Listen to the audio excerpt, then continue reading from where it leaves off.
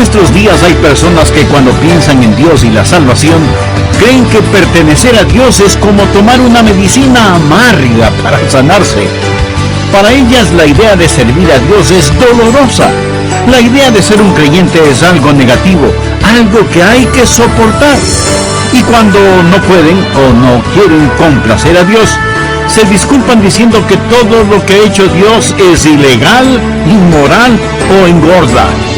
Esa clase de Dios, según esas personas, no es más que un aguafiestas cósmico. ¿Quién está detrás de esta manera de pensar y sentir? Satanás. Hoy estudiaremos el tema ¿Cómo resistir el engaño satánico? Le invito a concentrarse en este mensaje y tener su Biblia a la mano y un cuaderno de notas para que obtenga el mayor provecho espiritual de este estudio bíblico. Bienvenidos a El Amor que Vale, con el pastor, maestro y autor, Dr. Adrián Rogers, supliendo las necesidades de la gente con la verdad de la palabra de Dios, trayendo personas a Cristo, transformando vidas alrededor del mundo y ayudándole a usted a descubrir el poder del amor más grande, el amor que vale. Acompáñenos. Con nosotros el Dr. Adrián Rogers en la voz del pastor Lenín de Llanón. Sea muy bienvenido a nuestro programa El Amor que Vale. Por favor, abra su Biblia en el libro de Génesis y busque el 3er capítulo. Bien, ahora présteme atención. El tema de hoy es ¿cómo resistir el engaño satánico? La Biblia llama a Satanás el gran mentiroso, impostor, engañador. El mentiroso más grande de esta ciudad y en todas las ciudades del mundo es Satanás. Y Jesucristo nos dice acerca de la naturaleza de Satanás en Juan 8:44. Jesús, dirigiéndose a los mentirosos de sus días, les dijo: vosotros sois de vuestro padre el diablo, y los deseos de vuestro padre queréis hacer. Ahora escuche la descripción que Jesús hace de Satanás. Él ha sido homicida desde el principio y no ha permanecido en la verdad, porque no hay verdad en él. Cuando habla, mentira habla, de suyo habla, porque es mentiroso y padre de mentira. Ese es un versículo increíble, ¿no le parece? Jesús dice varias cosas acerca de Satanás, pero principalmente veamos dos. Primero dice que Satanás es un homicida y un mentiroso. Su motivación es matar. Su método es la mentira. Usted debe aprender esto acerca de su enemigo, el diablo. Satanás es un asesino. Él quiere traer la muerte a la pureza, el gozo, el amor, la felicidad. Él quiere traer muerte física, muerte espiritual, muerte eterna. Pero ¿cuál es su arma principal? ¿Cómo destruye Satanás? Lo hace por medio del engaño. Jesús dice que Satanás es el padre de toda mentira, es el maestro de la mentira. Y debo añadir que por ser el maestro de la mentira, él es muy listo y astuto. La Biblia habla de los engaños de Satanás hasta el punto que hace que la más absurda mentira parezca verdad. Recuerde que toda mentira tiene algo de verdad. Recuerde que aunque un reloj no funcione, estará en la hora correcta 2 veces al día. El diablo es muy, pero muy astuto. Pablo dice en 2 Corintios 11:3, pero temo que como la serpiente con su astucia engañó a Eva, vuestros sentidos sean de alguna manera extraviados de la sincera fidelidad a Cristo. Notó la frase, con astucia engañó a Eva. Las mentiras de Satanás son astutas, suenan como si fueran la verdad. Permítame hacer una pregunta. ¿Qué es más peligroso? ¿Un reloj que está equivocado 5 minutos? ¿O uno que está equivocado 5 horas? Sin pensarlo mucho, usted podrá decir, bueno, el reloj que está equivocado 5 horas es más peligroso. Espere un momento. Cuando usted mira un reloj que está equivocado con 5 horas, usted dirá, este reloj está equivocado. ¿Alguien me puede decir qué hora es? Pero un reloj que está equivocado 5 minutos puede significar que usted pierda su vuelo. ¿Lo ve, mi amigo? La mentira que está cercana a la verdad es mucho más peligrosa. Así que el diablo, cuando quiere trabajar en usted, comenzará engañándole y principiará a trabajar en su mente y luego en el resto de usted. Porque el pensamiento es el padre de la obra. El diablo prefiere hacerle creer algo equivocado en vez de que usted haga algo equivocado, porque si él logra que usted crea algo equivocado, usted hará las cosas equivocadas. El pensamiento es el padre de la obra, de la acción.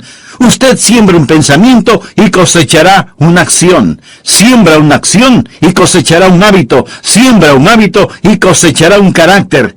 Pero todo comienza con un pensamiento. Satanás es un mentiroso y miente para realizar su trabajo. Es un asesino y maestro de la mentira. Un mentiroso astuto. Hace que sus mentiras suenen como verdad.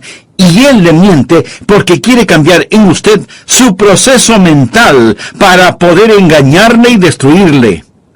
Pero no solo es el padre de las mentiras, no solo es un astuto mentiroso, sino que miente acerca del tema más grande: Dios. El diablo, siendo un engañador, quiere engañarle a usted primordialmente acerca de Dios. Si Satanás logra que usted piense negativamente sobre Dios, si él puede poner mentiras y engaños en su corazón y en su mente sobre Dios, es obvio que más allá de toda duda, él podrá engañarle a usted en todo lo demás, si logra distorsionar la idea que usted tiene de Dios. Un gran predicador del pasado dijo lo siguiente: ninguna religión puede levantarse más alto que su concepto de Dios. Y yo estoy totalmente de acuerdo con esto. En la porción bíblica que vamos a estudiar, Satanás ha distorsionado la idea de Dios de tres formas básicas. Y las encontramos en el comienzo mismo de la historia humana. Los modernos engaños de Satanás son tan antiguos como el mismo jardín del Edén. Veamos Génesis capítulo 3, comenzando en el primer versículo. Pero la serpiente, o sea, Satanás, era astuta más que todos los animales del campo que Jehová Dios había hecho, la cual dijo a la mujer: ¿con qué Dios os ha dicho, no comáis de todo árbol del huerto? Y la mujer respondió a la serpiente: del fruto de los árboles del huerto podemos comer, pero del fruto del árbol que está en medio del huerto, dijo Dios, no comeréis de él, ni le tocaréis, para que no muráis. Entonces la serpiente dijo a la mujer: no moriréis, sino que sabe Dios que el día que comáis de él serán abiertos vuestros ojos, y seréis como Dios, sabiendo el bien y el mal. Amigo, eso es lo que enseña el movimiento de la nueva era, que de nuevo no tiene absolutamente nada. Subraye las palabras: seréis como Dios, sabiendo el bien y el mal. Me voy a detener aquí por un momento y vamos a ver las tres mentiras del maestro de las mentiras y que tiene que ver con la misma naturaleza y el carácter de Dios. Hay tres cosas que Satanás quiere que usted piense de Dios, y si él logra ese objetivo, Satanás lo tiene a usted en sus manos. En primer lugar, Satanás quiere que usted piense severamente acerca de Dios. Ahora, Satanás no niega primordialmente la existencia de Dios, porque eso es demasiado evidente. Y Satanás es demasiado astuto como para hacerlo. Él admite que Dios está ahí. Pero lo que él quiere hacer es que usted piense que Dios es un ser cruel, duro y severo. Satanás quiere que cuando usted piense en Dios, su mente se llene de pensamientos negativos. Él no quiere que usted piense positivamente acerca de Dios. No quiere que usted piense bondadosamente acerca de Dios. Él quiere que usted piense severamente acerca de Dios. Y si usted pregunta: pastor, ¿cómo sabe usted eso? Bien, miremos el versículo 1. La serpiente era astuta más que todos los animales del campo que Jehová Dios había hecho, la cual le dijo a la mujer: ¿con qué Dios os ha dicho, no comáis de todo árbol del huerto? En otras palabras, Satanás le dice a Eva: así que Dios no quiere que tengas esto. ¿Cómo puede ser que Dios haya hecho este hermoso huerto y luego te diga que no puedes comer de sus frutos? Bueno, esa era una mentira. Dios no prohibió el que comieran de los demás árboles. Su prohibición fue solo sobre un árbol, solo uno. Y era el árbol que estaba en medio del huerto. De hecho, en Génesis 2:16 leemos: y mandó Jehová Dios al hombre diciendo: de todo árbol del huerto podrás comer. Dios les está diciendo: lo hice para ustedes, porque les amo. Pero viene Satanás y les dice que Dios no quiere que coman de ningún árbol. ¿Qué es lo que Satanás está tratando de hacer? Está tratando de que Eva piense negativamente de Dios, que piense severamente acerca de Dios, que piense que Dios es una especie de aguafiesta celestial tan cruel que ha prohibido a sus criaturas cualquier legítimo placer y gozo. En nuestros días, hay muchas personas que cuando piensan en Dios y la salvación, creen que pertenecer al Señor es como tomar una medicina amarga para sanarse. Para esas personas la idea de servir a Dios es dolorosa. La idea de ser un creyente es algo negativo, algo que hay que soportar. Y hasta piensan que todo lo que ha hecho Dios es ilegal, inmoral o engorda. Mi amigo, si usted tiene esa clase de ideas acerca de Dios, no en vano tiene toda clase de problemas espirituales y emocionales. Y si Satanás logra que usted piense negativamente acerca de Dios, Satanás lo tiene a usted en el bolsillo. ¿Puede usted imaginarse la hermosura del jardín del Edén? Hace algún tiempo atrás tuve la oportunidad de conocer unos jardines preciosos. El césped parecía una bien cuidada alfombra, y cada una de las miles y miles de flores hermosas y fragantes adornaban esos jardines como arcoíris después de la lluvia. Y pensé que algo así debió haber sido el jardín del Edén que Dios hizo, y en donde puso a Adán y a Eva, y les dijo: todo esto es para ustedes, gócenlo. Y alguien me dirá: pero pastor, ¿no puso Dios un árbol en medio del huerto diciéndoles que no comieran de su fruto? Está usted en lo correcto. Ese era el árbol del conocimiento del bien y del mal. Pero ellos necesitaban saber sobre el bien y el mal por lo que Dios decía al respecto, no por lo que ellos decían o experimentaban. Y por supuesto, a fin de que la humanidad pueda tener una opción, Dios tiene que hacer posible esa opción. Ningún hombre puede ser leal a menos que tenga la opción de ser desleal. Ningún hombre puede amar a menos que tenga la opción de no amar. Así que el árbol en medio del huerto del Edén estuvo ahí como una prueba. Dios les dijo: no comerás de su fruto. Esto no fue una amenaza, fue una advertencia. Y cada vez que Dios dice: no lo hagas, lo que en realidad está diciendo es: no te hagas daño a ti mismo. Y cada vez que Dios dice: puedes hacerlo, nos está invitando a la felicidad. Amigo, Dios le ama. Dios es un Dios bueno. Pero el diablo no quiere que usted sepa eso. Por favor, anote al margen el Salmo 37:4. Deleítate a sí mismo en Jehová, y Él te concederá las peticiones de tu corazón. Suena eso como que Dios es severo y negativo, como que Dios es cruel y vengativo. Deleítate a sí mismo en Jehová, y Él te concederá las peticiones de tu corazón. ¿Y qué decir del contenido del Salmo 84:11? Porque sol y escudo es Jehová Dios, gracia y gloria dará Jehová, no quitará el bien a los que andan en integridad. Dios lo ha preparado todo para que seamos saludables, felices, santos e íntegros. En 1 Timoteo 6:17, Pablo nos dice que Dios nos da todas las cosas en abundancia para que las disfrutemos. Dios nos ha dado más cielo de lo que los hombres pueden ver, más mar de lo que el hombre puede navegar, más sol de lo que el hombre puede necesitar, más estrellas de las que el hombre puede contar, más aire de lo que el hombre puede respirar, más cosecha de lo que sembramos, más gracia de lo que podemos comprender, más amor del que podemos conocer. Dios nos ha dado todas las cosas en abundancia para que las disfrutemos. Así que la primera decepción satánica es que pensemos severamente acerca de Dios. En segundo lugar, Satanás quiere que pensemos escépticamente acerca de Dios. Génesis 3, versículos del 2 al 4.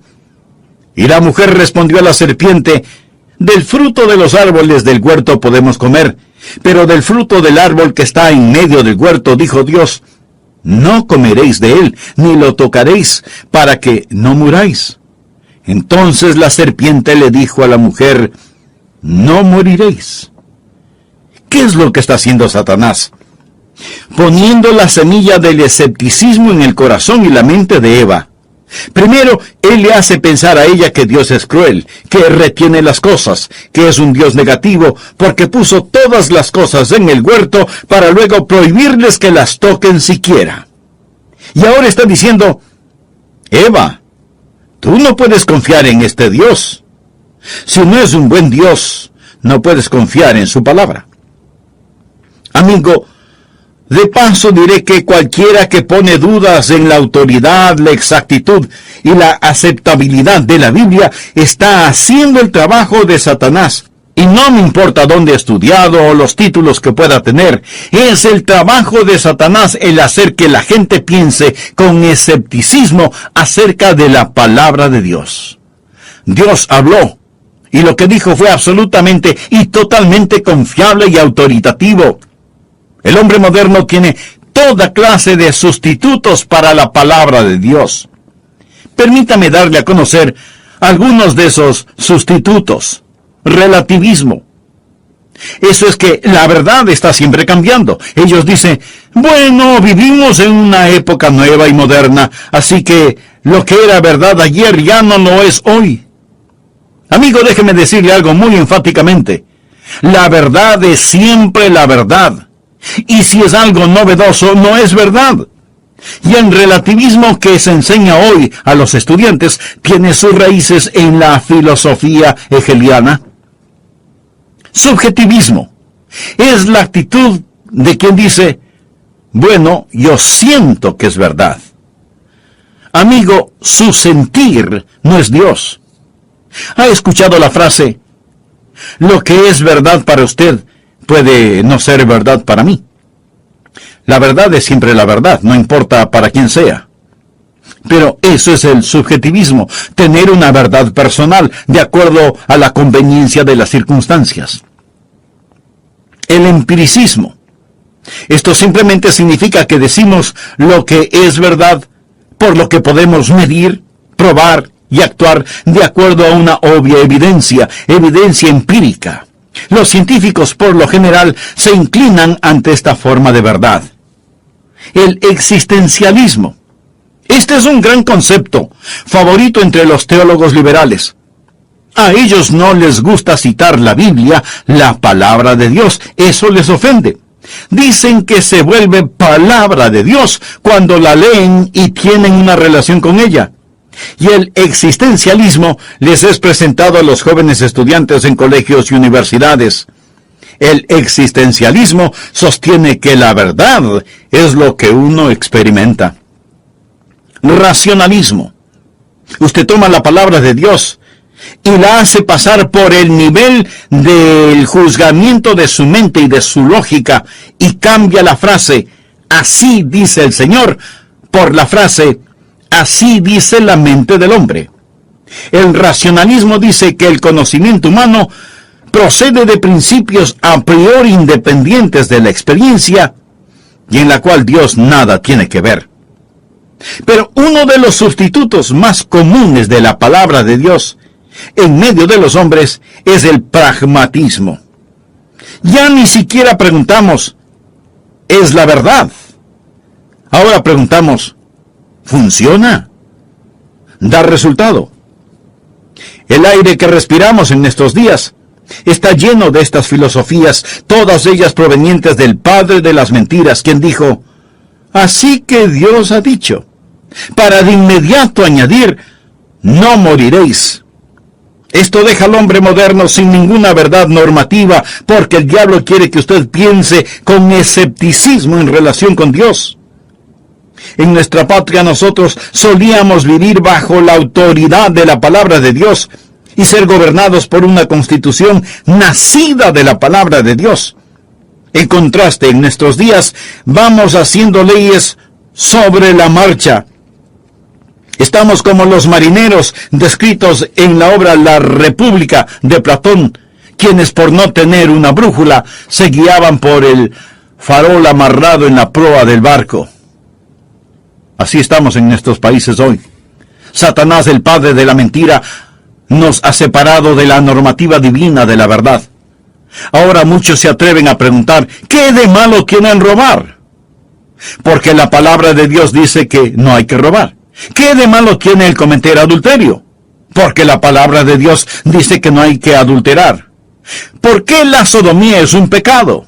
Porque la palabra de Dios dice que es una abominación. Por eso.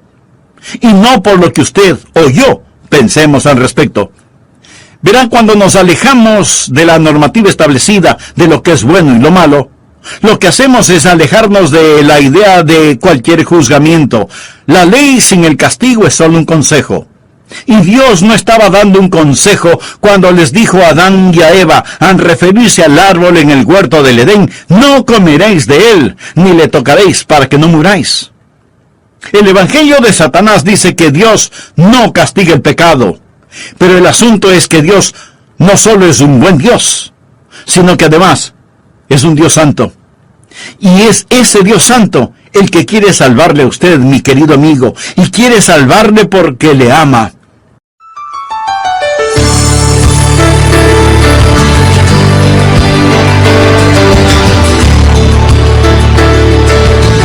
No hay nada en el mundo más engañador que el pecado. Y aquellos que menos conocen del pecado son los que más metidos están en él. En el jardín del Edén, Satanás convenció a Eva que Dios no quería compartir con ellos el buen negocio de ser Dios, y que por eso les prohibió comer el fruto del árbol de la sabiduría, porque Dios no quería la competencia que significaría el que ellos también fueran dioses.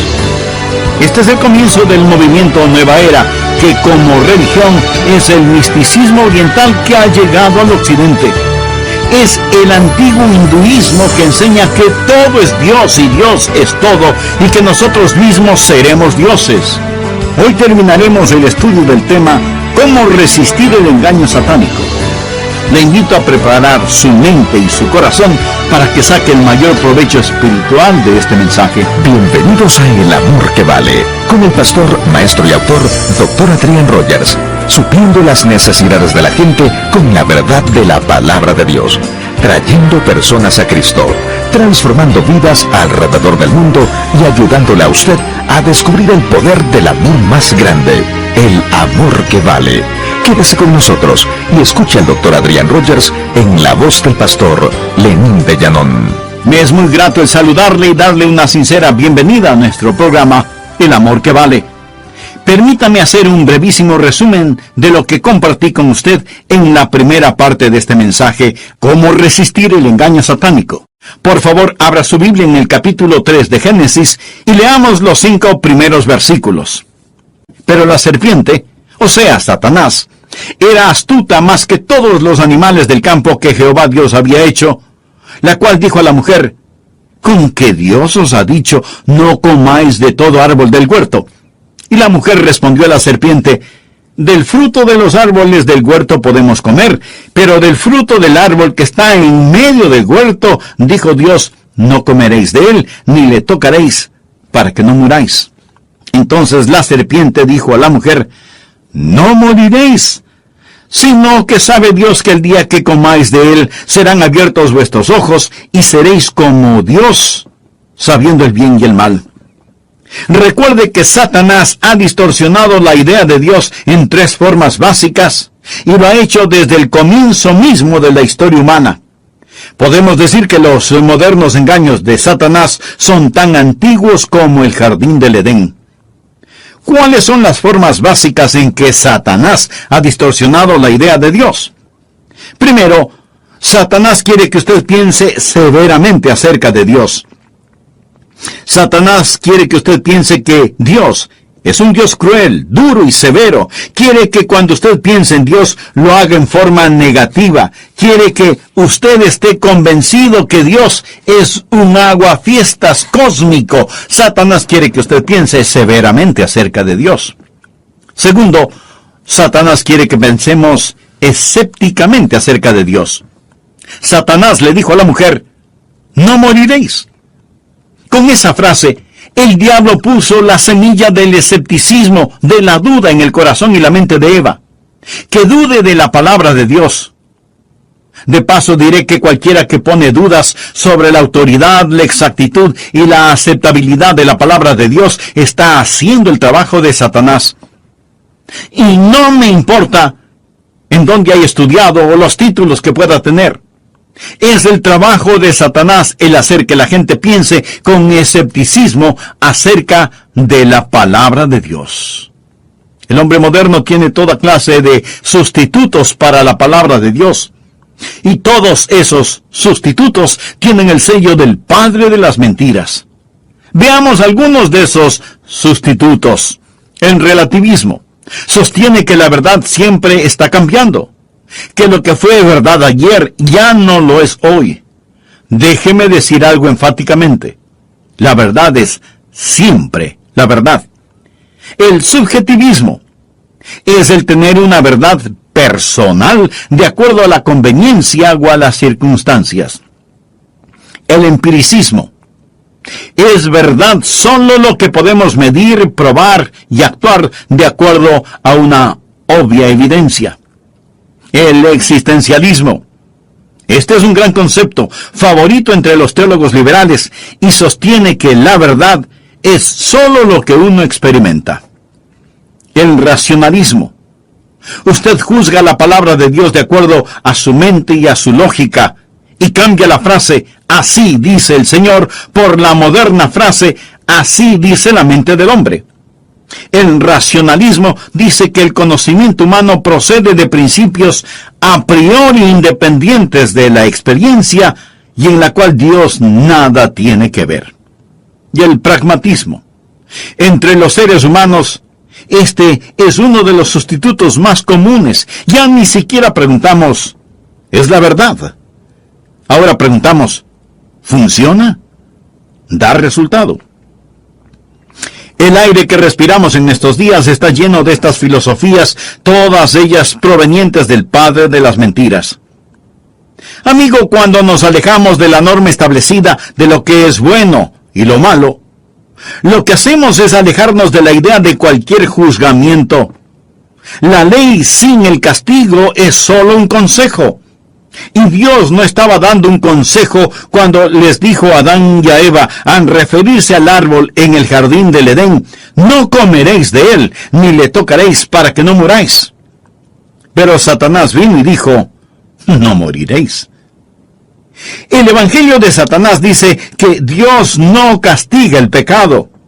Pero el asunto es que Dios no solo es un buen Dios, sino que además es un Dios santo. ¿Sabe lo que los seguidores de la nueva era han hecho? Han tratado de eliminar el temor de la muerte entre los seres humanos, enseñando la existencia de la reencarnación. O sea que usted reencarnará una y otra vez hasta cuando sea necesario. Para ellos no hay juzgamiento, no hay muerte y por supuesto no hay infierno. La actriz Shirley MacLaine, gran sacerdotisa de la nueva era, dijo, nosotros podemos eliminar todo temor de la muerte. ¿Y dice por qué? Dice que ha tenido numerosas vidas, que en una de esas vidas fue una princesa en el perdido continente de la Atlántida, que en otra vida fue una india inca en el Perú, que en otra vida fue una criadora de elefantes. Y así, ella sigue y sigue reencarnándose. La idea en el movimiento de la nueva era es que el hombre, las plantas y los animales están relacionados entre sí y que nos mantenemos en un estado de transmigración hasta que finalmente lleguemos, ¿quién sabe a dónde? Es como el juego de las sillas o asientos musicales. Y usted posee un karma que es la personificación de quién es usted y qué es lo que hace. Si su karma es bueno, será reencarnado en algo mejor. Pero si su karma es malo, experimentará una regresión. De acuerdo a los de la nueva era, esa es la forma en que vamos por la vida. Usted puede elevarse a formas más altas o puede reencarnarse en formas más bajas, como una cucaracha o una araña. La idea es que por su karma usted tendrá lo que merece. Pero si en cada vida usted vive correctamente y hace lo bueno, por fin llegará al nirvana, lugar en donde será absorbido por el todo absoluto y en la nada. Pero, ¿sabe que todo este cuento de la nueva era se originó en Génesis, cuando Satanás le dijo a la mujer, no moriréis? El diablo es astuto. Vaya a cualquier buena librería y encontrará un sinnúmero de libros sobre la filosofía de la nueva era y sobre la reencarnación. Satanás no solo quiere que usted piense severamente acerca de Dios, sino que también quiere que usted piense con escepticismo acerca de Dios. Que no se preocupe por lo que Dios dice. Que no debe darle tanto valor a su palabra. Pero además, y en tercer lugar, Satanás quiere que usted piense sospechosamente acerca de Dios. Veamos cómo este padre de la mentira hace que la mentira suene como si fuera verdad. En Génesis 3:5, Satanás le explica a Eva por qué no morirán aunque coman del fruto del árbol prohibido. Y dice, ¿sabe Dios que el día que comáis de él serán abiertos vuestros ojos y seréis como Dios sabiendo el bien y el mal? Escuche, las siguientes son las implicaciones de lo que Satanás dijo. Que Dios es injusto. Eva, Dios no quiere que alcances todo tu potencial. Él quiere mantener el monopolio en esto de ser Dios y no quiere que entiendas que tú también tienes la habilidad para ser Dios. Por eso Él te pone obstáculos, para evitar que logres desarrollar todo tu potencial humano. Eva, tú puedes ser como Dios. ¿Cómo puedes lograrlo? Pues por medio de la experiencia y tu propio entendimiento. No necesitas a Dios para que te diga lo que es bueno o lo que es malo. Tú puedes ser auténtica, autónoma, independiente. Puedes influenciar a tu propia gente. Querida Eva, yo te voy a liberar. Mire la siguiente ecuación. De la costilla de Adán, más la mentira de Satán, la liberación femenina saldrá. Satanás le dijo a Eva, voy a liberarte para que puedas alcanzar todo tu potencial. El problema contigo es que aún no has abierto los ojos, eres ingenua. Y el que Dios te haya dicho que no lo hagas no significa nada, solo tienes su palabra. Tienes que confiar en lo que alguien más te diga. Además, ¿cómo sabes que algo es malo si nunca lo has tratado? ¿Por qué es malo? Solo porque Dios te lo ha dicho. ¿No te das cuenta que Él no quiere que tú sepas lo que Él sabe? Porque si tú sabes lo que Él sabe, serás como Dios, sabiendo el bien y el mal. Ahora, si en tu mente puedes decidir lo que es bueno y lo que es malo, ¿quién es Dios? Tú eres Dios. Tienes que sospechar de cualquiera que no quiere que sepas lo que Él sabe. Dios está tratando de evitar que tengas un conocimiento personal a fin de que tengas que depender de Él y de su palabra. Eva, nunca comprenderás esto a menos que lo pongas a prueba. Mi amigo, déjeme decirle algo acerca del pecado. No hay nada en el mundo más engañador que el pecado. Y aquellos que menos conocen del pecado son los que más metidos están en él. Me permite repetir esto. Aquellos que menos conocen del pecado son los que más metidos están en él. Satanás está tratando de decirle a Eva que Dios no quiere compartir con ellos este buen negocio de ser Dios. Por eso les ha prohibido que coman del fruto del árbol del bien y del mal, porque si lo hacen, no es que morirán, sino que sus ojos serán abiertos y ellos mismos serán como Dios. Este es el comienzo del movimiento Nueva Era. Y como religión, la Nueva Era es misticismo oriental que ha llegado al occidente.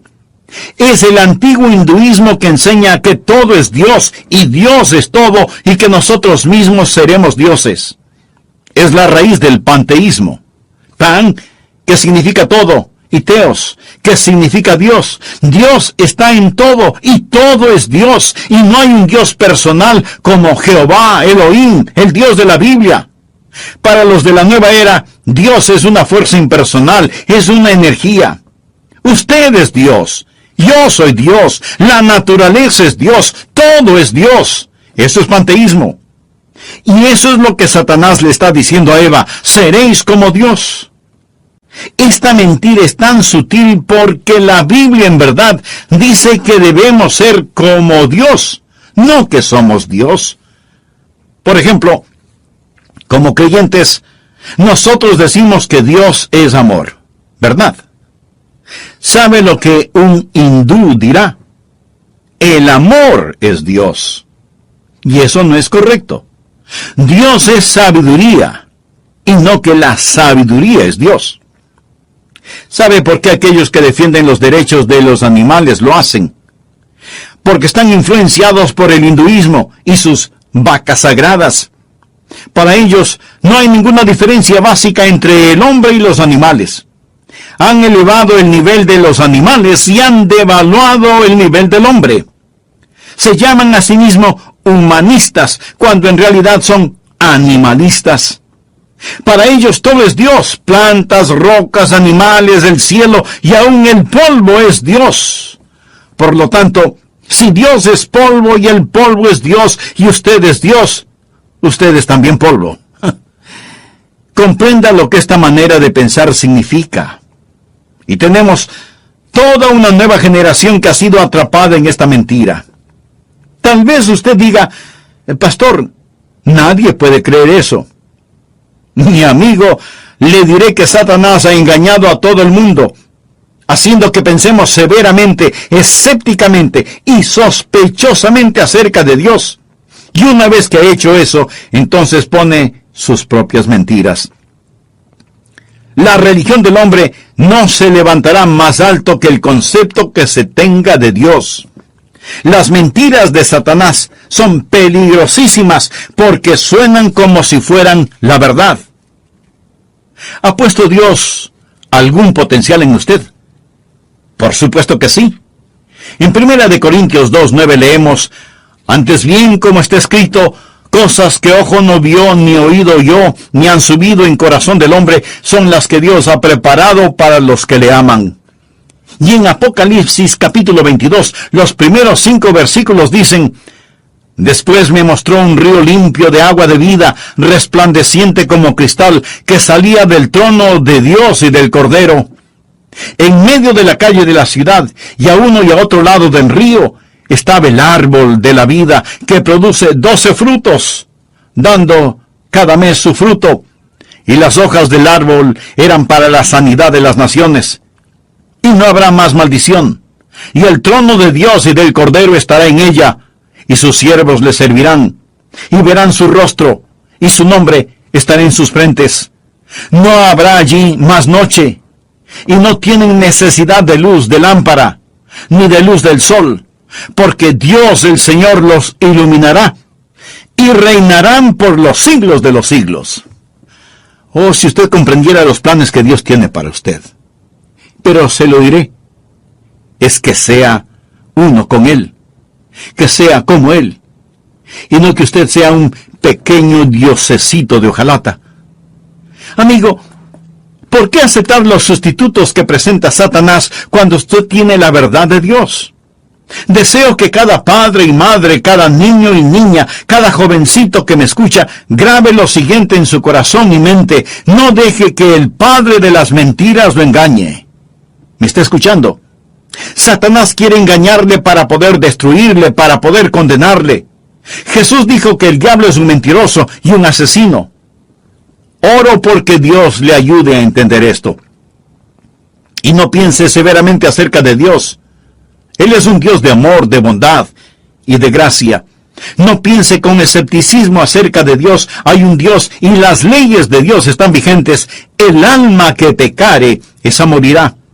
Y no piense de Dios sospechosamente. No piense que si usted entrega su corazón al Señor, va a significar una pérdida para usted. La cruz sobre la cual Jesús murió es un signo positivo, no negativo. Si yo tuviera 1000 vidas para vivir, cada una de ellas se la daría a Jesucristo. Y nadie debe tener pena por mí porque sea un creyente. Deberían tenerla si no fuera un hijo de Dios. No deje que las astutas mentiras de Satanás le engañen y destruyan. El río Amazonas es el río más grande del mundo. Hay más agua en el Amazonas que en el Mississippi, el Nilo y el Ganges juntos. Influye con tanta fuerza que su corriente penetra en el océano Atlántico por más de 300 kilómetros y es agua fresca. Una vez un pequeño velero navegó más allá de la desembocadura del Amazonas y la tripulación se quedó sin agua para beber y la sed se hizo sentir. De pronto vieron otro barco y por medio de señales convencionales solicitaron agua para beber. La respuesta fue: usen el agua en la cual navegan. Volvieron a repetir que necesitaban agua para beber y la respuesta fue la misma. Cuando por tercera vez les dijeron lo mismo, entonces comprendieron. Todo ese tiempo habían estado navegando sobre agua fresca y sin embargo se estaban muriendo de sed. Temo que muchos de quienes me escuchan ahora mismo están, por así decirlo, navegando sobre agua fresca pero muriéndose de sed. Dios le ama. Beba del agua fresca que Él no solo le ofrece, sino que Él mismo es el agua viva. Deje de creer las mentiras con que Satanás trata de engañarle. Deje de pensar severamente acerca de Dios. Deje de pensar escépticamente acerca de Dios. Deje de pensar sospechosamente acerca de Dios y acepte la verdad de Dios, que es Dios mismo. Usted puede liberarse ahora mismo de las ataduras de los engaños satánicos. ¿Cómo? Crea en el Señor Jesucristo. Arrepiéntase sinceramente de sus pecados y repita conmigo la siguiente sencilla oración. Amado Dios y Padre Celestial, necesito tu ayuda, necesito tu amor, necesito tu perdón. Por eso me acerco a ti con un corazón arrepentido para pedirte me liberes de los engaños de Satanás. Este momento, Señor Jesús, te reconozco como mi Salvador y mi Señor, y te invito a que habites en mi corazón y cambies mi vida. Te agradezco por lo que tú hiciste por mí en la cruz del Calvario, derramando tu preciosa sangre para salvarme y darme vida eterna y reconciliarme con tu Padre. Toma mi vida y haz en ella tu preciosa voluntad. Lo pido en tu santo nombre. Amén. Si usted oró conmigo y lo hizo con profunda convicción y con genuino arrepentimiento, le puedo asegurar bajo la autoridad de la palabra de Dios que usted ya ha sido perdonado y ahora es miembro de la familia de Dios. La mentira que está cercana a la verdad es mucho más peligrosa. Así que el diablo, cuando quiere trabajar en usted, comenzará engañándole y principiará a trabajar en su mente y luego en el resto de usted. Porque el pensamiento es el padre de la obra. El diablo prefiere hacerle creer algo equivocado en vez de que usted haga algo equivocado. Porque si él logra que usted crea algo equivocado, usted hará las cosas equivocadas. El pego humana. Los modernos engaños de Satanás son tan antiguos como el mismo jardín del Edén.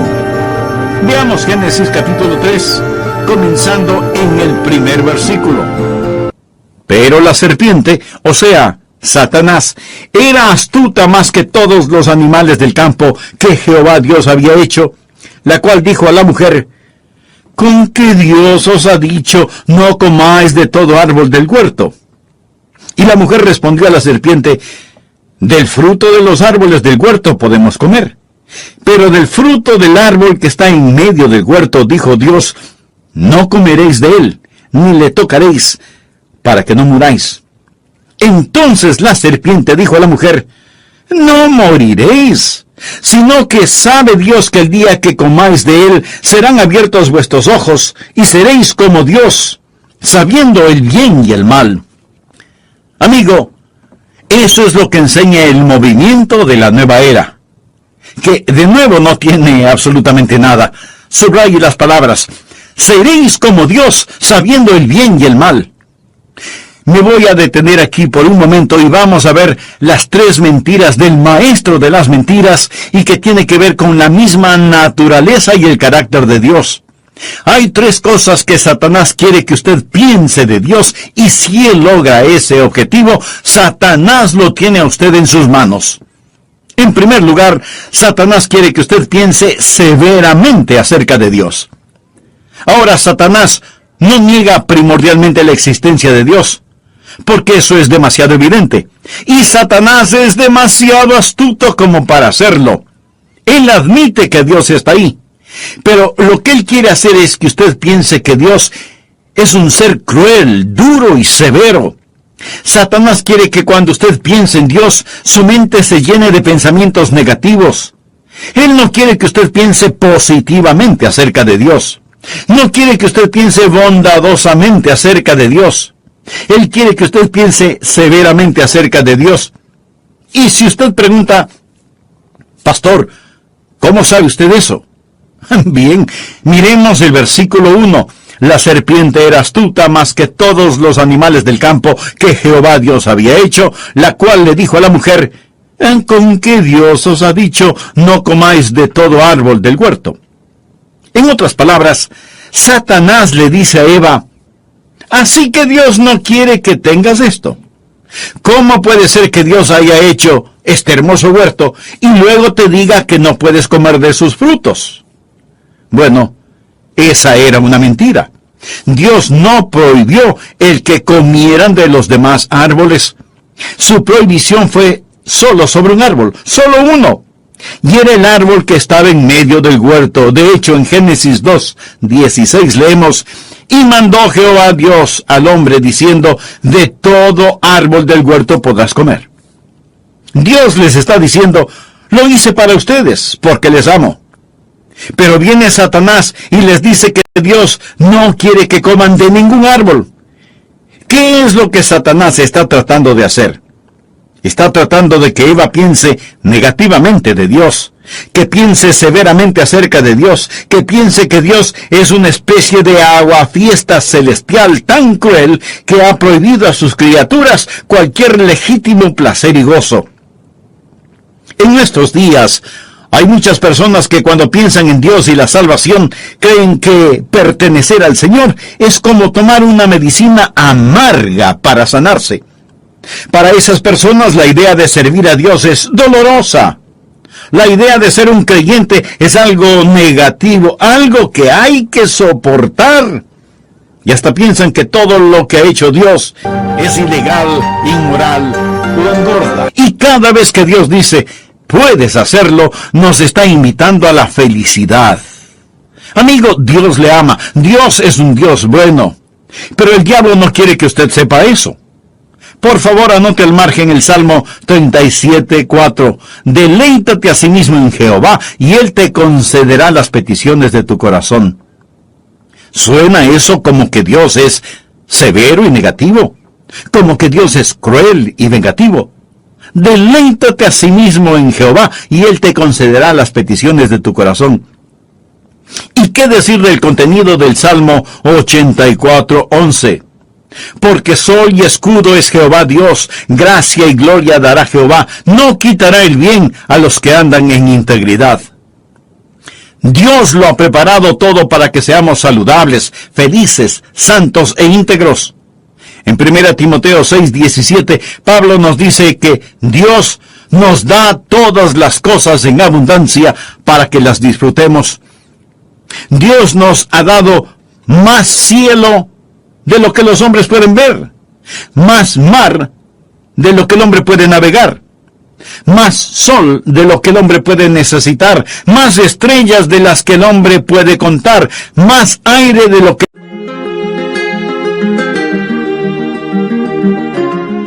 Vestidos de toda la armadura de Dios, para que podáis estar firmes contra las acechanzas del diablo, porque no tenemos lucha contra sangre y carne, sino contra principados, contra potestades, contra gobernadores de las tinieblas de este siglo, contra huestes espirituales de maldad en las regiones celestes.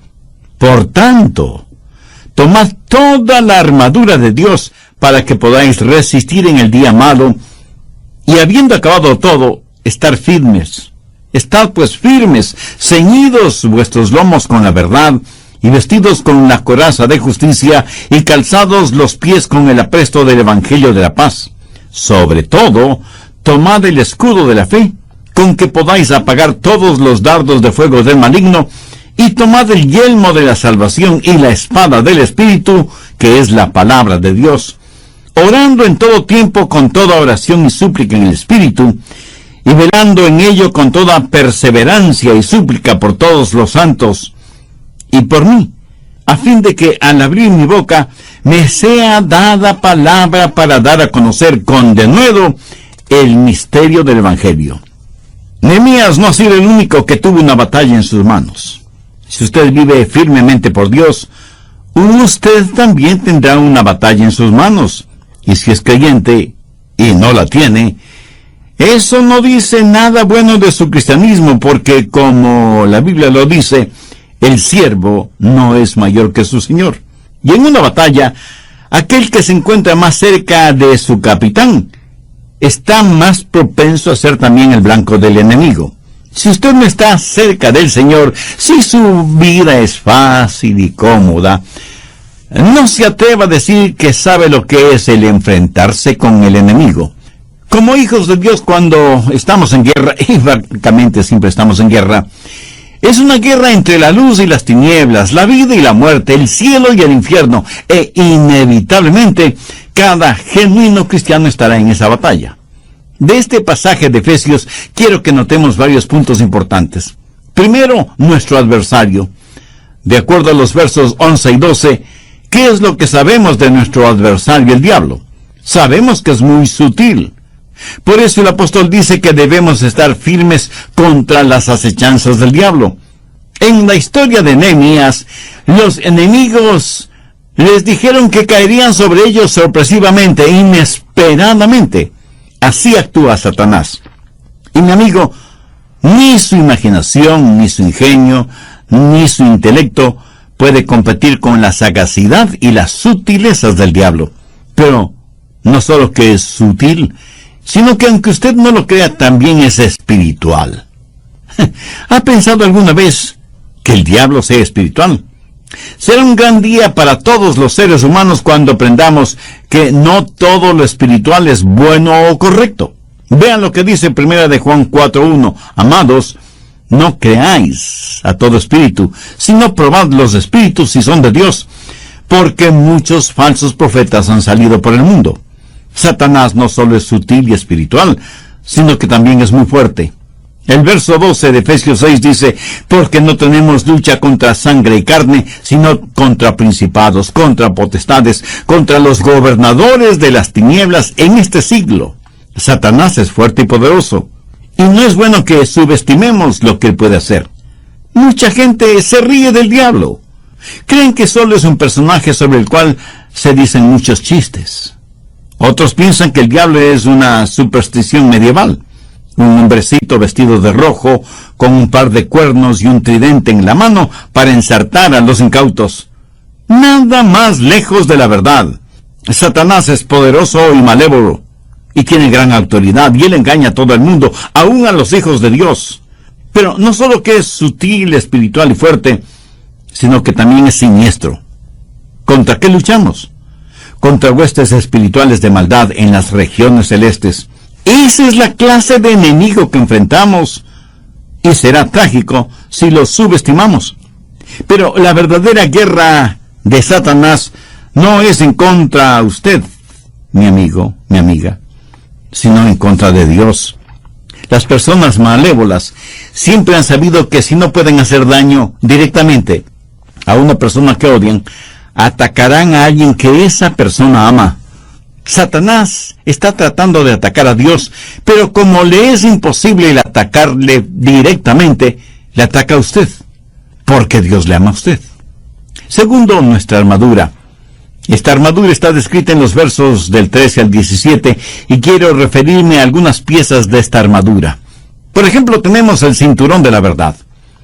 Los soldados en esos tiempos usaban una especie de faja o cinturón que tenía un doble propósito: servir de soporte a la columna vertebral y llevar sus armas de guerra.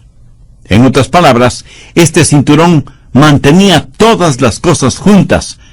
Por analogía, la palabra de Dios es nuestra espada y es la verdad.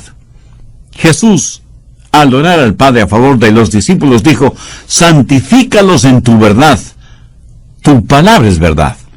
Y el salmista escribió: en mi corazón he guardado tus dichos, o sea, tu palabra, para no pecar contra ti. Una de las cosas que me mantiene activo no es cómo me siento, sino a quién conozco y sirvo. El diablo nos atacará con mentiras, y la única manera de discernir entre la verdad y la mentira, lo bueno y lo malo, lo justo o lo injusto, es conociendo la palabra de Dios, saturando nuestra alma con sus enseñanzas y pidiendo al Espíritu Santo que interprete esa palabra en nuestra mente y en nuestro corazón. Cuando el diablo le ataca con mentiras, es porque él sabe que usted no conoce la verdad. Ceñidos vuestros lomos con la verdad. Luego tenemos la coraza de justicia. Cada soldado tenía una especie de escudo que le protegía de flechas, lanzas o dardos encendidos. ¿Pero qué es la coraza de la justicia? Es una vida pura, porque no solo que el diablo atacará con dardos y flechas, sino también con impurezas. ¿Sabe cuál es mi más profundo deseo? Mantener mi vida pura. No tener ningún pecado no confesado y no arrepentido en mi vida. Y esto, mi amigo, mi amiga, no lo digo ni por vanidad ni por arrogancia.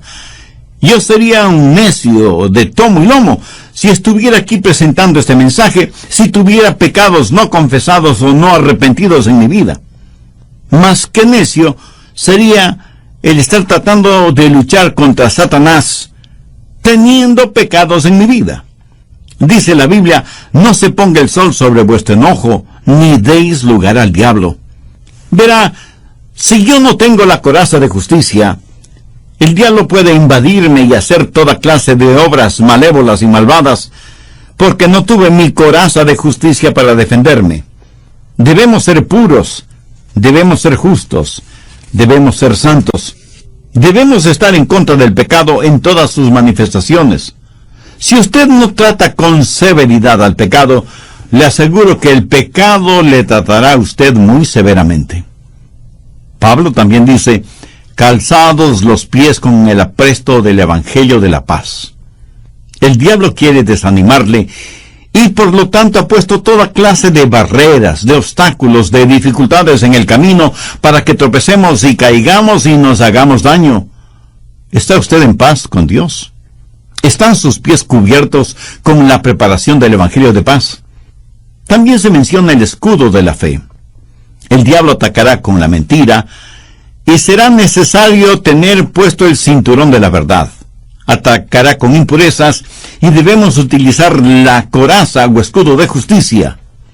Atacará con el desánimo y tendremos que calzarnos con el Evangelio de la paz.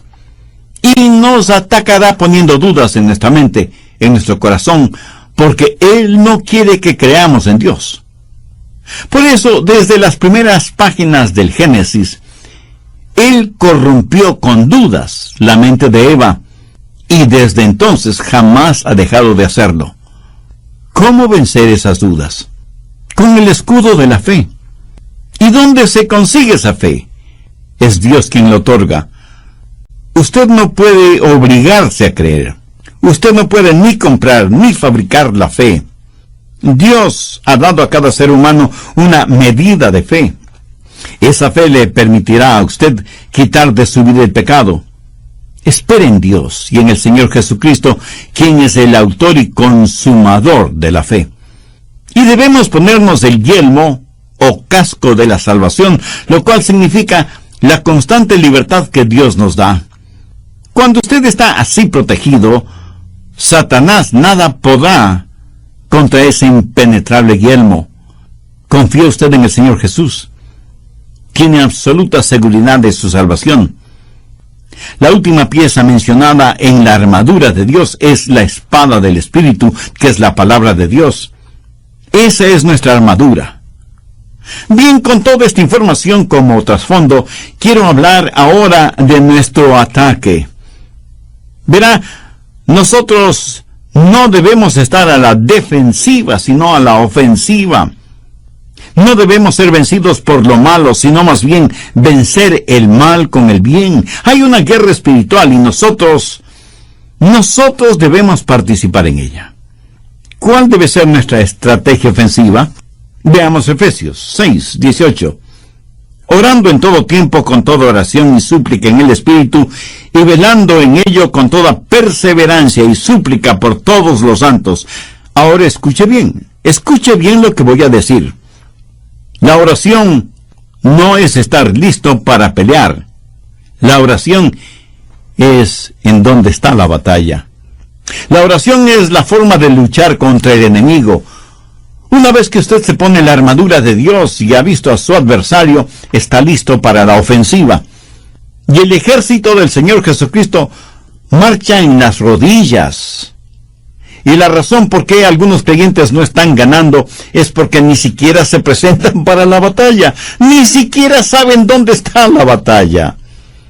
La batalla está en la oración. Y eso es lo que dice Pablo.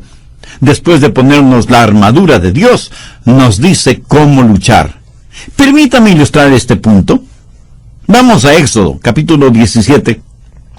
Los israelitas estaban saliendo de Egipto rumbo a la tierra prometida, pero un hombre malvado, Amalek, quiso oponerse a que ellos vieran cumplidas las promesas de Dios en sus vidas. ¿Qué hizo Moisés al respecto? Bien, veamos Éxodo 17, comenzando con el verso 8. Entonces vino Amalek y peleó contra Israel en Refidim.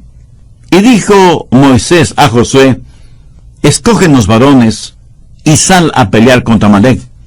Mañana yo estaré sobre la cumbre del collado y la vara de Dios en mi mano. E hizo Josué como le dijo Moisés, peleando contra Amalek. Y Moisés y Aarón y Hur subieron a la cumbre del collado. Ahora quiero que ponga atención a lo que acontece desde el verso 11. Y sucedía que cuando alzaba Moisés su mano, Israel prevalecía. Mas cuando él bajaba su mano, prevalecía Amalek. Y las manos de Moisés se cansaban, por lo que tomaron una piedra y la pusieron debajo de él, y se sentó sobre ella. Y Aarón y Hur sostenían sus manos, el uno de un lado y el otro de otro. Así hubo en sus manos firmeza hasta que se puso el sol. Y Josué deshizo a Amalek y a su pueblo a filo de espada. Y Jehová dijo a Moisés: escribe esto para memoria en un libro, y di a Josué. Esto fue muy importante para Dios. No era algo incidental, sino fundamental. Y di a Josué: raeré del todo la memoria de Amalek de debajo del cielo. Y Moisés edificó un altar, y llamó su nombre Jehová Nisi, y dijo: por cuanto la mano de Amalek se levantó contra el trono de Jehová, Jehová tendrá guerra con Amalek de generación en generación. Pregunta: ¿en dónde se peleó esa batalla? ¿Fue en la cima de la montaña o en el valle? La historia bíblica dice que fue en la cima de la montaña. Ahí, cuando Moisés levantaba sus manos, Israel prevalecía. Cuando Moisés bajaba sus manos, Amalek prevalecía. Manos levantadas hacia Dios en oración. Moisés intercediendo por su pueblo. Puedo imaginarme a Josué en el valle con sus soldados, preguntándose por qué Moisés no bajaba y les ayudaba en la pelea. Pero asimismo, puedo imaginarme a Moisés, que sabía que su parte en la batalla era estar en oración. porque la oración es una batalla, y esto nunca debemos olvidarlo. ¿Es usted una mujer o un hombre de oración? ¿Tiene una relación personal con Dios por medio del Señor Jesucristo como para acercarse a Él confiadamente en oración? ¿El diablo quiere evitar que oremos? A él no le importa ninguna otra cosa, ni cuánto dinero tenemos, ni lo importante que nos creamos, ni las cosas aparente buenas que hacemos. Escúcheme, el diablo se burla de nuestros planes, se ríe de nuestros esfuerzos, pero tiene miedo de nuestras oraciones. La batalla está en la oración. No somos más fuertes de lo que es nuestra vida de oración. Ninguna iglesia es mejor que la vida de oración de sus miembros. Se dice que el diablo, cuando tiene reuniones de estrategia con sus demonios, les dice, muchachos, eviten que sus cristianos oren. Si podemos lograr que dejen de orar, siempre les venceremos. Pero si ellos oran, siempre nos vencerán. La batalla está en la oración. Y la oración es una batalla. Cuando usted se pone la armadura de Dios, lo primero que hace es orar, levantar las manos santas hacia Dios para luchar contra el maligno. Por favor, busque en su Biblia el libro de Daniel, capítulo 10, verso 10. Daniel ha estado buscando conocimiento, entendimiento de Dios. Un hombre de entendimiento ora, y cuando ora, recibe entendimiento. Daniel quería saber algo de los planes de Dios, porque quería ser parte de sus planes. Y ora pidiendo a Dios revelación, sabiduría. Y algo extraño le sucedió a Daniel cuando oró. Bien, leamos Daniel capítulo 10, desde el primer verso. Y he aquí una mano me tocó, e hizo que me pusiera sobre mis rodillas, y sobre las palmas de mi mano, y me dijo, Daniel, varón muy amado, está atento a las palabras que te hablaré, y ponte en pie, porque a ti he enviado ahora. Mientras hablaba esto conmigo, me puse en pie temblando. Entonces me dijo, Daniel, no temas, porque desde el primer día que dispusiste tu corazón a entender y a humillarte en la presencia de tu Dios, fueron oídas tus palabras, y a causa de tus palabras yo he venido. Mas el príncipe del reino de Persia se me opuso durante 21 días. Pero he aquí Miguel, uno de los principales príncipes, vino para ayudarme, y quedé allí con los reyes de Persia. He venido para hacerte saber lo que ha de venir a tu pueblo en los postreros días, porque la visión es para esos días. Mientras me decía estas palabras, estaba yo con los ojos puestos en tierra y enmudecido. Pero he aquí, uno con semejanza de hijo de hombre tocó mis labios. Entonces abrí mi boca y hablé, y dije al que estaba delante de mí, Señor mío, con la visión me ha sobrevenido dolores, y no me queda fuerza. Seguramente es un profundo y misterioso pasaje de las Escrituras, pero si no aprende nada más de este pasaje, deseo que aprenda lo siguiente. La oración es una verdadera batalla. Daniel había estado ayunando, orando, buscando el rostro de Dios, 21 días de humillarse delante de Dios sin recibir respuesta. Pero Daniel persistió en su ayuno y en sus oraciones hasta que finalmente un ángel vino y le dijo, traía la respuesta a tus oraciones, pero el príncipe de Persia me detuvo. Ahora, ¿quién era el príncipe de Persia? Bueno, se refiere a Satanás. Muchas veces, el poder detrás del trono y los gobiernos de este mundo es el mismo diablo. Recuerda cuando Jesús le dijo a Pedro, quítate de delante de mí, Satanás. No le estaba hablando a Pedro, sino al diablo que le motivó a decir lo que Pedro dijo. Y en Ezequiel 28, el diablo es llamado príncipe de Tiro. Y cuando la Biblia hace referencia al príncipe de Persia, literalmente está hablando del demonio que gobernaba sobre Persia, el poder detrás del trono. Anote el margen Efesios 6:12, porque no tenemos lucha contra sangre y carne, sino contra principados, contra potestades, contra los gobernadores de las tinieblas de este siglo, contra huestes espirituales de maldad en las regiones celestes. Pero hay algo maravilloso en todo esto, y que nos debe animar a todos. Si oramos como Daniel lo hizo, Dios puede poner ángeles a nuestro servicio. Dios puede enviar ángeles para que nos ministren. Anote Marcos 1, la parte final del verso 13. Y los ángeles le servían. Y en Hechos 12, Pedro es liberado de la prisión por un ángel. Y en Hebreos 1, el verso 14, refiriéndose a los ángeles, dice, no son todos espíritus ministradores. Recuerde que cuando nos ponemos la armadura es para entrar en combate. Estoy seguro que muchos de ustedes a lo mejor me están preguntando, aunque sea telepáticamente, Pastor Rogers, ¿qué clase de batalla es esa batalla? Excelente inquietud.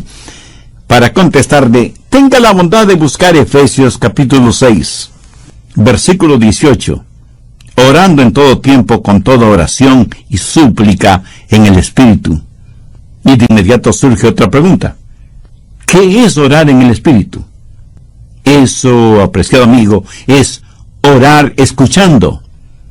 No es cuestión de acercarse al Señor y decirle, Dios, escucha lo que tu siervo dice. No, 1000 veces no. Es todo lo contrario. Es acercarse a Dios y decirle, habla, Señor, que tu siervo escucha. Cuando usted ora en el Espíritu le dice qué debe orar. La oración es una herramienta espiritual por medio de la cual forzamos la voluntad de Dios, para que Él haga nuestra voluntad.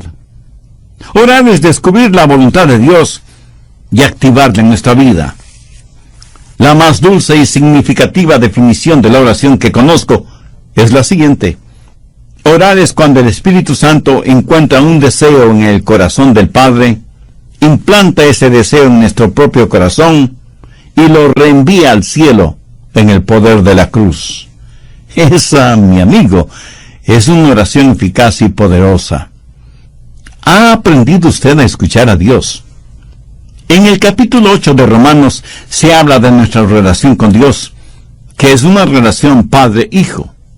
En Romanos capítulo 7, verso 4, nuestra relación con Dios se la define en términos de novio y novia. En Colosenses 3:24, la relación es de amo y siervo. Y en Juan 15:14, nuestra relación con Cristo es una relación de amistad. Vosotros sois mis amigos si hacéis lo que yo os mando. Todas estas relaciones, sea padre, hijo, marido, mujer, amo, siervo, tienen un elemento común muy importante. Escuchar. ¿Escucha usted a Dios? ¿Ha aprendido a estar en quietud y decir, habla, Señor, que tu siervo escucha? Orar en el Espíritu no es simplemente el venir a la presencia de Dios con una enorme lista de compras. Es el estar quietos y conocer que Él es Dios. ¿Está su corazón sintonizado con el corazón de Dios? ¿Sabe cómo escuchar la voz de Dios? ¿Puede escuchar a Dios cuando Él le está hablando? Creo que una de las cosas excelentes en la práctica del ayuno es que podemos afinar nuestro oído para escuchar la voz de Dios. Orar en el Espíritu es una oración persistente que permanece. No podemos entrar apuradísimos a la presencia de Dios. Vea lo que Jesús dijo en Juan 15:7. Si permanecéis en mí y mis palabras permanecen en vosotros, pedid todo lo que queréis y os será hecho. Necesitamos permanecer en Cristo como los pámpanos permanecen en la vid. Un pámpano total y absolutamente depende de la vid. Jamás podrá usted llegar a dar ningún fruto si está separado de la vid. Orar en el Espíritu es permitir que la vida del Señor Jesucristo fluya a través nuestro, así como la savia fluye de la vid hacia los pámpanos. De acuerdo a las leyes rabínicas, la madera de un viñedo no servía para ser usada ni siquiera para los sacrificios en el templo. Uno no puede ni siquiera tallar la madera de la vid. Tampoco sirve para hacer muebles. Se podría decir que esa madera no sirve para nada. Para lo único que es buena es para que el pámpano permanezca en la vid. Y si es que no sirve ni para eso, es necesario cortarla y quemarla. Y esto no lo digo yo porque sea muy inteligente. Esto lo dijo el mismo Señor Jesucristo. ¿Sabe usted que mientras vive aquí en la tierra, su único trabajo o negocio es permanecer en la vid? Si no es así, con todo respeto le digo que usted es bueno para nada. No debemos tener ningún otro propósito sino el permanecer en el Señor Jesucristo. Entonces la oración en el Espíritu es la oración que sabe escuchar y la oración que permanece, pero la oración en el Espíritu es también la oración que ama. Otra vez, veamos Efesios 6:18. Orando en todo tiempo con toda oración y súplica en el Espíritu, y velando en ello con toda perseverancia y súplica por todos los santos y por mí. ¿Qué es lo que está diciendo Pablo? Oremos los unos por los otros en la misma forma en que nos amamos los unos a los otros. ¿Y qué es lo que dijo el Señor Jesús al respecto? En esto conocerán todos que sois mis discípulos, si tuviereis amor los unos con los otros. Si usted se da cuenta que sus oraciones son egocéntricas, tenga la seguridad de que esas no son oraciones guiadas por el Espíritu, y por lo tanto no tendrán ningún poder. El Espíritu Santo quiere darle espíritu de intercesión. Debemos ser intercedores, debemos aprender a orar por otras personas, y no siempre solo por nosotros mismos. ¿Tiene algún problema? Entonces es el momento de orar por el problema de otra persona. Mire lo que dice Job 42:10. Y quitó Jehová la aflicción de Job, cuando él hubo orado por sus amigos. Esa, mi amigo, fue una oración de amor. La oración en el Espíritu tiene que ser una oración laboriosa. Efesios 6:21. Para que también vosotros sepáis mis asuntos y lo que hago. Todo os lo hará saber Tíquico, hermano amado y fiel ministro en el Señor, y cual envié a vosotros para esto mismo, para que sepáis lo tocante a vosotros, y que consuele vuestros corazones. Ahora veamos una vez más el verso 12. Porque no tenemos lucha contra sangre y carne, sino contra principados, contra potestades, contra los gobernadores de las tinieblas de este siglo, contra huestes espirituales de maldad en las regiones celestes. La verdadera oración en el Espíritu no es fácil. Es una guerra, es trabajo, es labor. No siempre es un momento de éxtasis. Más bien puede ser un momento de agonía. Jesús en el jardín de Getsemaní no estuvo en éxtasis, estuvo en agonía. Busque Romanos 15:30. Pero os ruego, hermanos, por nuestro Señor Jesucristo y por el amor del Espíritu, que me ayudéis orando por mí a Dios. Aquí Pablo está hablando de prácticamente agonizar en oración. Orar en el Espíritu es algo muy laborioso, no es nada fácil. En realidad, cuando oramos en el Espíritu, derramamos sangre, sudor y lágrimas. No hay forma de vencer a Satanás si no estamos listos para la batalla. Ponernos la armadura de Dios es solo prepararnos para el combate. Y la batalla está en la oración. Y la oración es algo que el diablo no lo puede soportar. Jesús enseñó que no se puede robar la casa del hombre fuerte sin antes haber maniatado e inutilizado a ese hombre fuerte.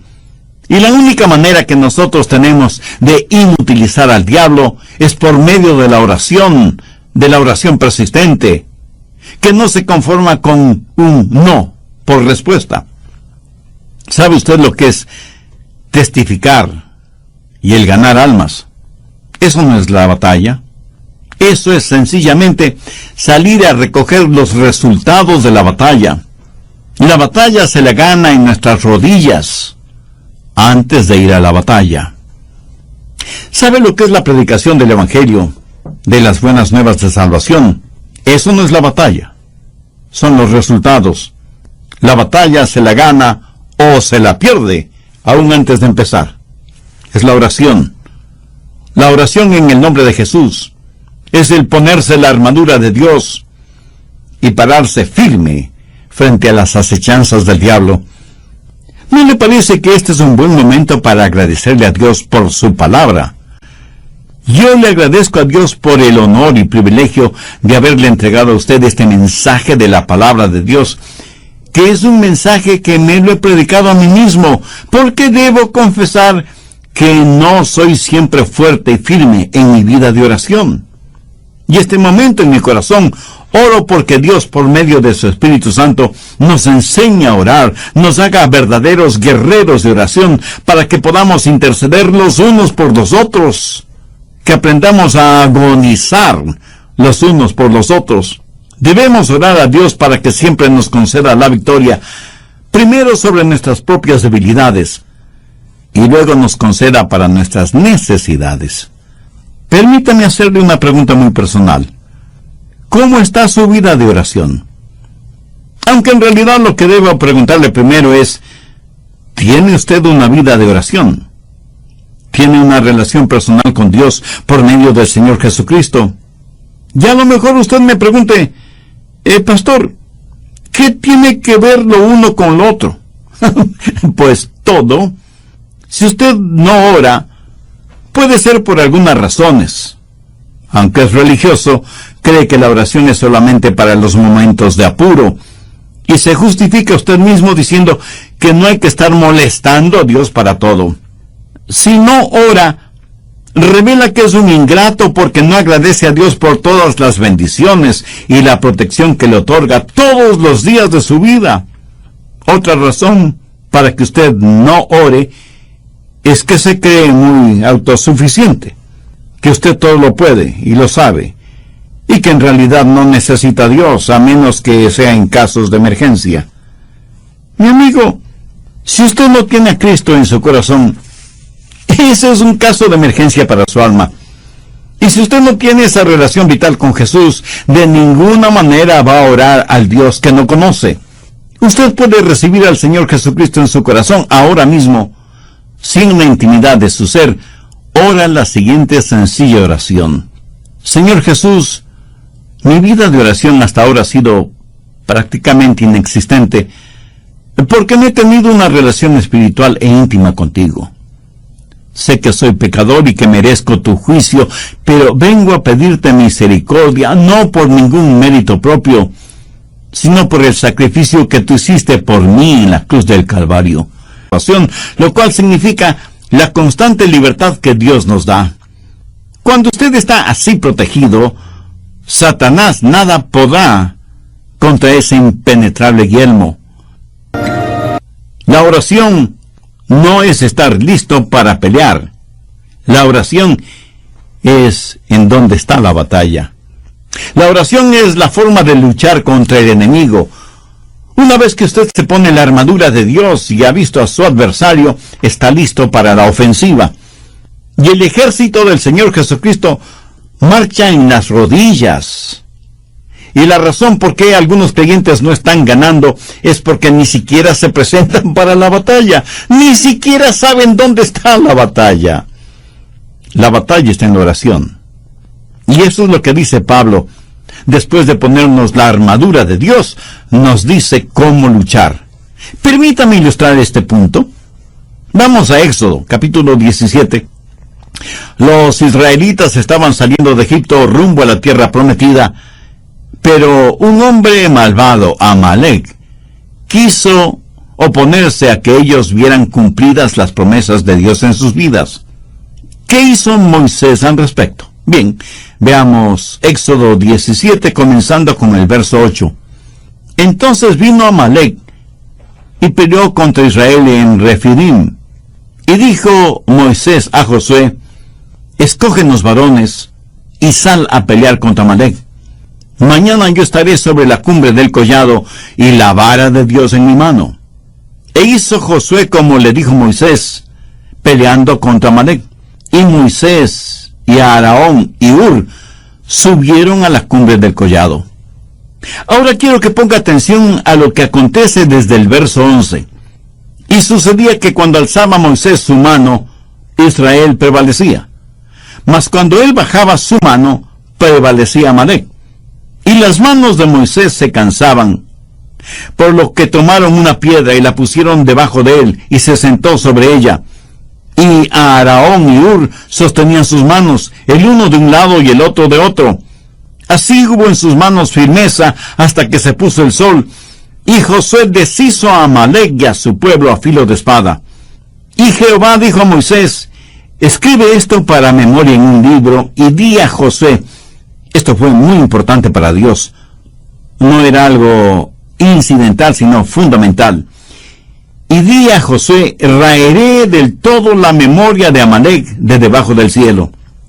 Y Moisés edificó un altar, y llamó su nombre Jehová Nisi, y dijo: por cuanto la mano de Amalec se levantó contra el trono de Jehová, Jehová tendrá guerra con Amalec de generación en generación. Pregunta: ¿en dónde se peleó esa batalla? ¿Fue en la cima de la montaña o en el valle? La historia bíblica dice que fue en la cima de la montaña. Ahí, cuando Moisés levantaba sus manos, Israel prevalecía. Cuando Moisés bajaba sus manos, Amalec prevalecía.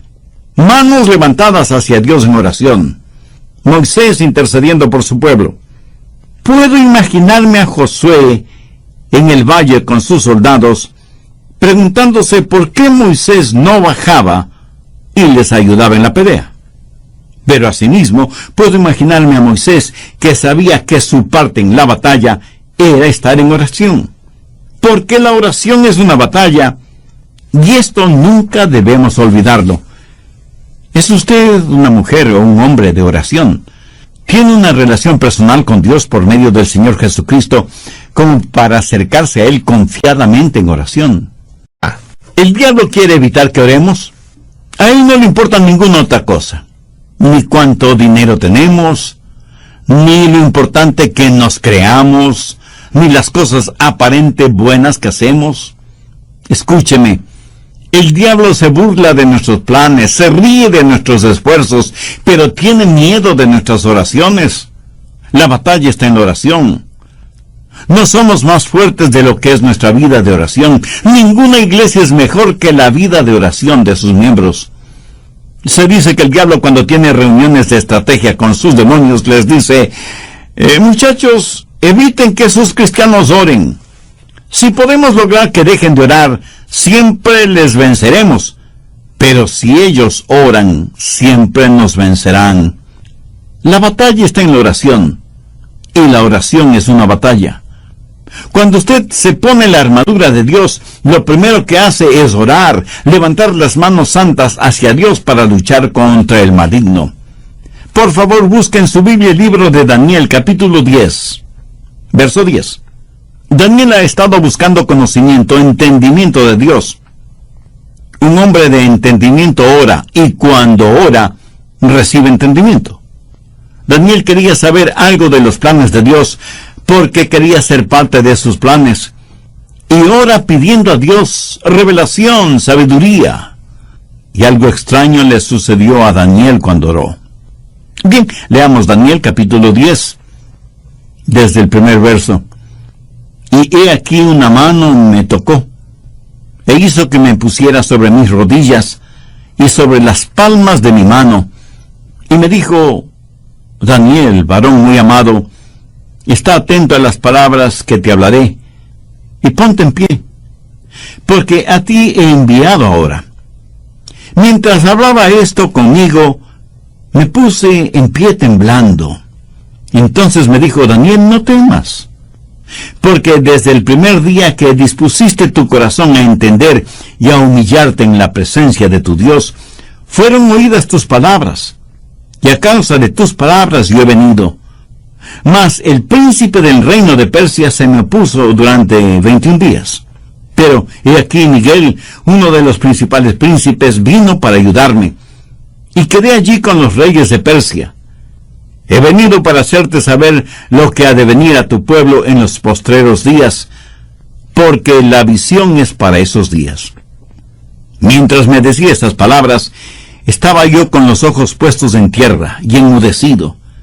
Pero he aquí, uno con semejanza de hijo de hombre tocó mis labios. Entonces abrí mi boca y hablé, y dije al que estaba delante de mí: Señor mío, con la visión me ha sobrevenido dolores y no me queda fuerza. Seguramente es un profundo y misterioso pasaje de las Escrituras, pero si no aprende nada más de este, no le estaba hablando Pedro, sino al diablo que le motivó a decir lo que Pedro dijo. Y en Ezequiel 28, el diablo es llamado príncipe de Tiro. Y cuando la Biblia hace referencia al príncipe de Persia, literalmente está hablando del demonio que gobernaba sobre Persia, el poder detrás del trono. Anota el margen Efesios 6:12, porque no tenemos lucha contra sangre y carne, sino contra principados, contra potestades, contra los gobernadores de las tinieblas de este siglo, contra huestes espirituales de maldad en las regiones celestes. Pero hay algo maravilloso en todo esto, y que nos debe animar a todos. Si oramos como Daniel lo hizo, Dios puede poner ángeles a nuestro servicio. Dios puede enviar ángeles para que nos ministren. Anote Marcos 1, la parte final del verso 13. Y los ángeles le servían. Y en Hechos 12, Pedro es liberado de la prisión por un ángel. Y en Hebreos 1, el verso 14, refiriéndose a los ángeles, dice: no son todos espíritus ministradores. Recuerde que cuando nos ponemos la armadura es para entrar en combate. Estoy seguro que muchos de ustedes a lo mejor me están preguntando, aunque sea telepáticamente: Pastor Rogers, ¿qué clase de batalla es esa batalla? Excelente inquietud. Para contestarle, tenga la bondad de buscar Efesios capítulo 6, versículo 18. Orando en todo tiempo con toda oración y súplica en el Espíritu. Y de inmediato surge otra pregunta: ¿qué es orar en el Espíritu? Eso, apreciado amigo, es orar escuchando. No es cuestión de acercarse al Señor y decirle: Dios, escucha lo que tu siervo dice. No, 1000 veces no. Es todo lo contrario. Es acercarse a Dios y decirle: habla, Señor, que tu siervo escucha. Cuando usted ora en el Espíritu le dice qué debe orar. La oración es una herramienta espiritual por medio de la cual forzamos la voluntad de Dios, para que Él haga nuestra voluntad. Orar es descubrir la voluntad de Dios y activarla en nuestra vida. La más dulce y significativa definición de la oración que conozco es la siguiente: orar es cuando el Espíritu Santo encuentra un deseo en el corazón del Padre, implanta ese deseo en nuestro propio corazón y lo reenvía al cielo en el poder de la cruz. Esa, mi amigo, es una oración eficaz y poderosa. ¿Ha aprendido usted a escuchar a Dios? En el capítulo 8 de Romanos se habla de nuestra relación con Dios, que es una relación padre-hijo. En Romanos capítulo 7, verso 4, nuestra relación con Dios se la define en términos de novio y novia. En Colosenses 3:24, la relación es de amo y siervo.